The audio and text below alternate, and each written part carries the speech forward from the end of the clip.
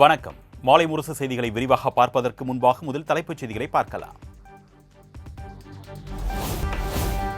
டெல்லியில் உள்ள பாஜக தலைமை அலுவலகத்தில் களை கட்டிய பீகார் தேர்தல் வெற்றி கொண்டாட்டம். தலைமை அலுவலகத்திற்கு வருகை தந்த பிரதமருக்கு பூக்கள் தூவி தொண்டர்கள் உற்சாக வரவேற்பு.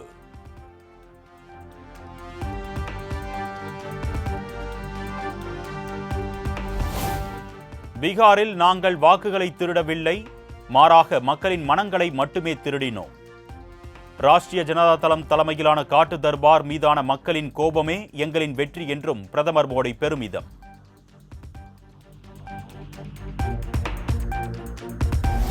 சிறுபான்மையினரை திருப்திப்படுத்தும் எதிர்க்கட்சிகளின் இஸ்லாமியர் யாதவ் ஃபார்முலா பீகாரில் எடுபடவில்லை.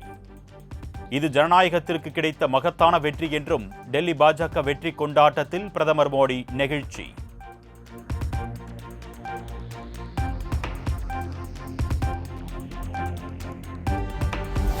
இந்திய தேர்தல் ஆணையம் மீதான மக்களின் நம்பிக்கையை பீகார் தேர்தல் பிரதிபலிப்பதாக பிரதமர் மோடி பெருமிதம்.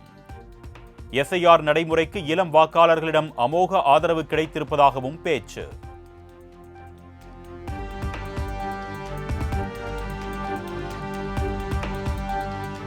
பீகாரில் மொத்தம் உள்ள 243 தொகுதிகளில் 202 இடங்களில் வெற்றி பெற்று அறுதி பெரும்பான்மையுடன் மீண்டும் ஆட்சி அமைக்கிறது தேசிய ஜனநாயக கூட்டணி. பாஜக 89, நிதிஷ்குமாரின் ஐக்கிய ஜனதா தளம் 85 மற்றும் லோக் ஜனசக்தி கட்சி 19 இடங்களில் வெற்றி.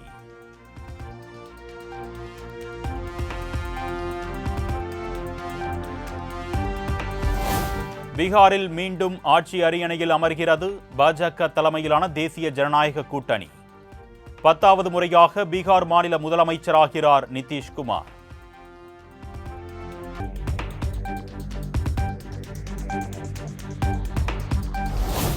தேர்தல் ஆணையம் மற்றும் மத்திய அரசுக்கு எதிராக பீகார் தேர்தலில் களம் இறங்கிய மகாகத்பந்தன் கூட்டணிக்கு கடும் பின்னடைவு.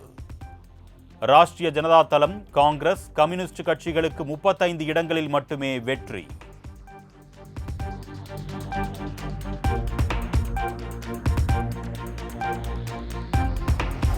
நடந்து முடிந்த பீகார் சட்டப்பேரவை தேர்தலில் 6,65,000 நோட்டா வாக்குகள் பதிவு. 243 தொகுதிகளில் 1.81% வாக்குகள் நோட்டாவில் பதிவாகியுள்ளதாக தேர்தல் ஆணையம் தகவல்.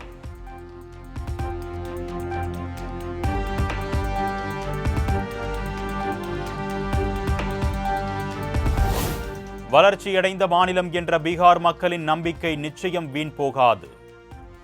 சிறப்பான செயல்திறனின் அடிப்படையிலேயே தேசிய ஜனநாயக கூட்டணிக்கு மக்கள் வாக்களித்திருப்பதாகவும் உள்துறை அமைச்சர் அமித்ஷா பெருமிதம்.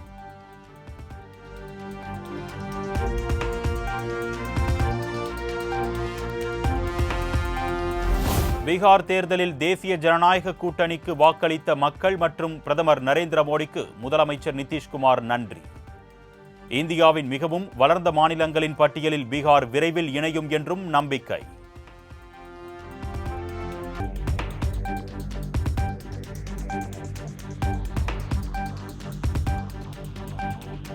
பீகாரில் பெண்களின் முன்னேற்றத்திற்காக கொண்டுவரப்பட்ட நலத்திட்டங்கள் நிதிஷ்குமாருக்கு கை கொடுத்துள்ளது.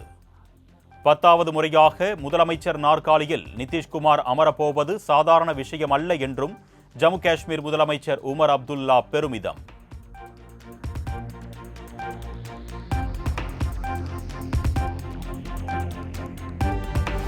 பீகார் சட்டப்பேரவை தேர்தலில் போட்டியிட்ட 61 தொகுதிகளில் 6 இடங்களில் மட்டும் காங்கிரஸ் கட்சி வெற்றி. கடந்த 2020 தேர்தலில் 19 தொகுதிகளில் வெற்றி பெற்ற நிலையில் சரிந்தது வெற்றி எண்ணிக்கை.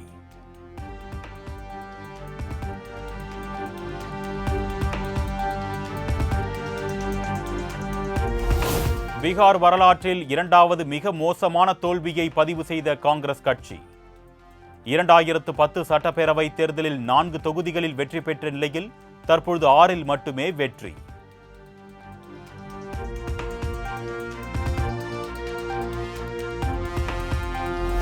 முதலமைச்சர் மு.க. ஸ்டாலின் பிரச்சாரத்தில் ஈடுபட்ட முசாஃபர்பூர் தொகுதியில் தோல்வியை தழுவிய காங்கிரஸ் வேட்பாளர்.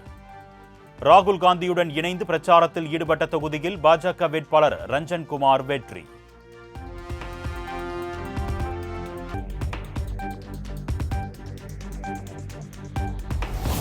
நியாயமற்ற முறையில் நடைபெற்ற தேர்தலால் வெற்றி பெற முடியவில்லை. ஆச்சரியமளிக்கும் வகையில் பீகார் தேர்தல் முடிவுகள் இருப்பதாகவும் மக்களவை எதிர்க்கட்சித் தலைவர் ராகுல் காந்தி பதிவு.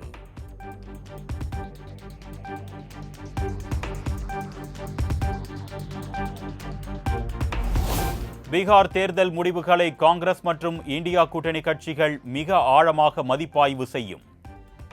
ஜனநாயகத்தை காப்பாற்ற தேவையான முயற்சிகளை மேற்கொள்வோம் என்றும் ராகுல் காந்தி சூளுரை.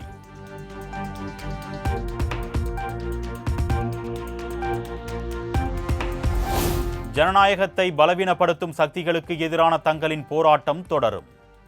பீகாரில் மக்கள் அளித்த தீர்ப்பை வரவேற்பதாகவும் அகில இந்திய காங்கிரஸ் கட்சி தலைவர் மல்லிகார்ஜுன கார்கே பதிவு.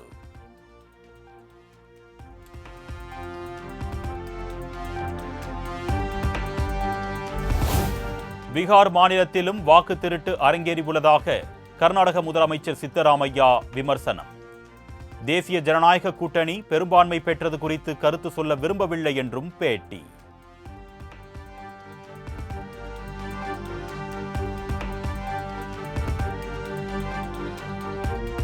பீகார் தேர்தல் வெற்றிக்கு வாக்காளர் சிறப்பு தீவிர திருத்த நடவடிக்கையே காரணம்.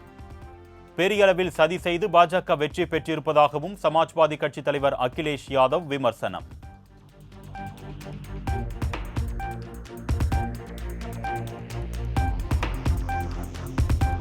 ராஷ்டிரிய ஜனதா தளம் கட்சியின் கோட்டையாக கருதப்படும் ரகோபூர் தொகுதியில் 14,000 வாக்குகள் வித்தியாசத்தில் 3வது முறையாக வெற்றி பெற்றார் தேஜஸ்வி யாதவ்.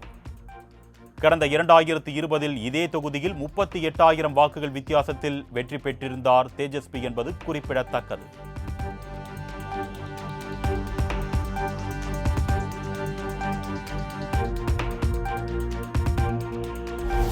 அலிநகர் தொகுதியில் ராஷ்டிரிய ஜனதா தளம் கட்சியின் மூத்த வேட்பாளர் வினோத் மிஸ்ராவை சுமார் 11,000 வாக்குகள் வித்தியாசத்தில் வீழ்த்தினார் பாஜகவின் மைதிலி தாக்கூர். பீகாரின் முதல் இளம் சட்டமன்ற உறுப்பினர் என்ற பெருமையையும் பெற்றார் 25 வயதே ஆன நாட்டுப்புற பாடகர்.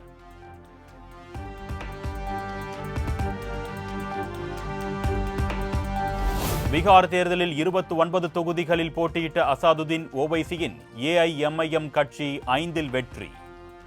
61 தொகுதிகளில் போட்டியிட்ட காங்கிரஸ் கட்சியை காட்டிலும் ஓவைசியின் வெற்றி பன்மடங்கு அதிகம் என்று அரசியல் நோக்கர்கள் விமர்சனம்.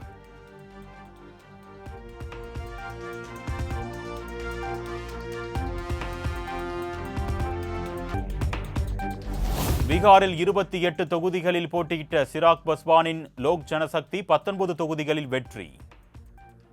2024 மக்களவைத் தேர்தலில் 5 தொகுதிகளில் வெற்றி பெற்ற நிலையில் அசுர வளர்ச்சி பெற்ற சிராக் பஸ்வான்.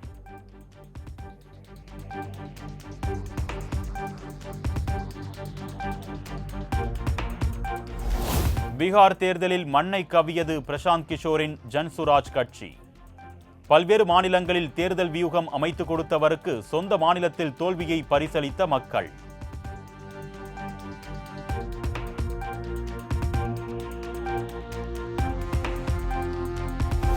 லாலு பிரசாத் யாதவின் மகனும் ஜனசக்தி ஜனதா தளம் கட்சியின் தலைவருமான தேஜ் பிரதாப் சுமார் 51,000 வாக்குகள் வித்தியாசத்தில் தோல்வி. மகுவா தொகுதியில் லோக் ஜனசக்தி வேட்பாளர் சஞ்சய் 87,641 வாக்குகள் பெற்று வெற்றி பெற்றார்.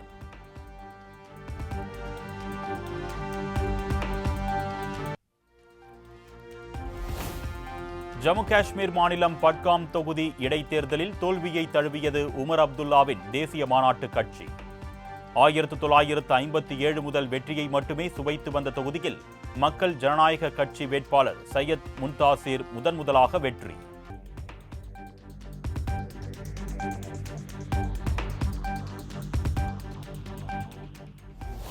போக்குவரத்து துறையில் வேலை வாங்கி தருவதாக கூறி பணம் பெற்று மோசடி செய்த விவகாரம்.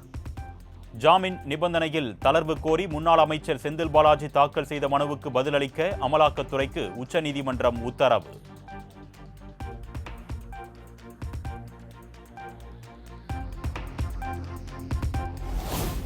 தனியார் பேருந்து கட்டண உயர்வு குறித்து டிசம்பர் 30ஆம் தேதிக்குள் முடிவெடுக்க வேண்டும். ஜனவரி 5ஆம் தேதி அறிக்கை அளிக்கவும் தமிழக அரசுக்கு சென்னை உயர்நீதிமன்றம் உத்தரவு.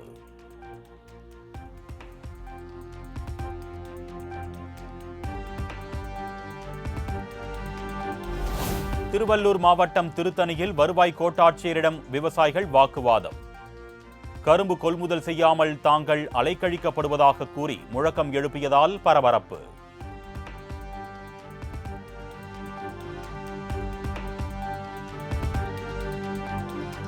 அமேசான் ஷாப்பிங் ஆன்லைன் ஷாப்பிங் மூலம் சுமார் 62,000 ரூபாய் மதிப்பில் லேப்டாப் ஆர்டர் செய்தவருக்கு அதிர்ச்சி. டெலிவரியான பெட்டியில் அடாப்டர் மற்றும் வயர் மட்டுமே இருந்ததால் பாதிக்கப்பட்ட நபர் சைபர் கிரைம் போலீசில் புகார்.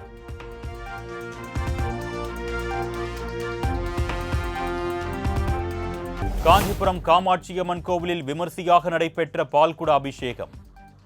1008 பால்குடங்களுடன் ஊர்வலமாக வந்து அம்மனை வழிபட்ட பெண்கள்.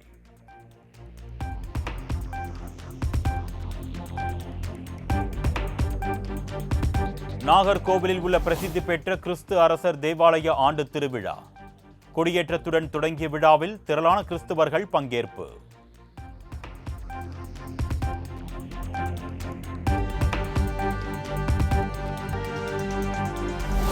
சென்னை மதுரையில் வரும் 28ஆம் தேதி முதல் டிசம்பர் 10ஆம் தேதி வரை நடைபெறுகிறது 14வது ஜூனியர் உலகக்கோப்பை ஹாக்கி போட்டி. 21 வயதுக்குட்பட்டோருக்கான இந்த போட்டியில் சிலி, ஓமன், சுவிட்சர்லாந்து உள்ளிட்ட 24 அணிகள் பங்கேற்பு.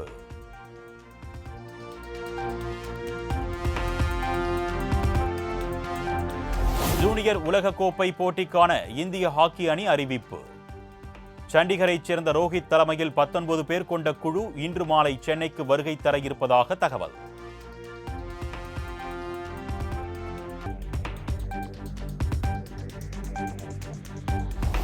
ஸ்னூக்கர் போட்டியில் உலக சாம்பியன் பட்டம் வென்ற முதல் இந்திய வீராங்கனை அனுபமா ராமச்சந்திரனுக்கு மத்திய அமைச்சர் மன்சுக் மாண்டவியா வாழ்த்து. பல்வேறு தடைகளுக்கு இடையே உலக அரங்கில் இந்தியாவின் பெருமையை உயர்த்திவிட்டதாகவும் பெருமிதம்.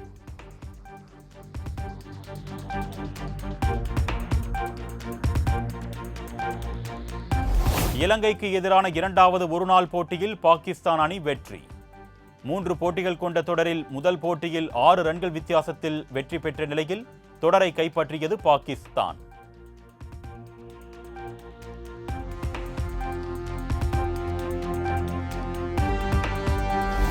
சினிமா, பணம் என எல்லாவற்றையும் விட்டுவிட்டு நல்லது செய்ய வேண்டும் என்பதற்காக அரசியலுக்கு வந்திருக்கிறார் விஜய்.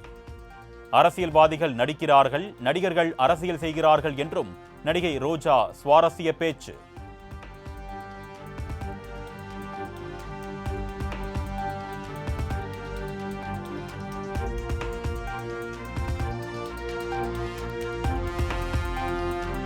திருமணத்திற்கும் காலாவதி தேதி என்ற ஒன்று வேண்டும். அப்பொழுதுதான் திருமண வாழ்க்கையில் நீண்ட காலம் கஷ்டப்பட வேண்டி இருக்காது என்றும் ஹிந்தி நடிகை கஜோல் திட்டவட்டம்.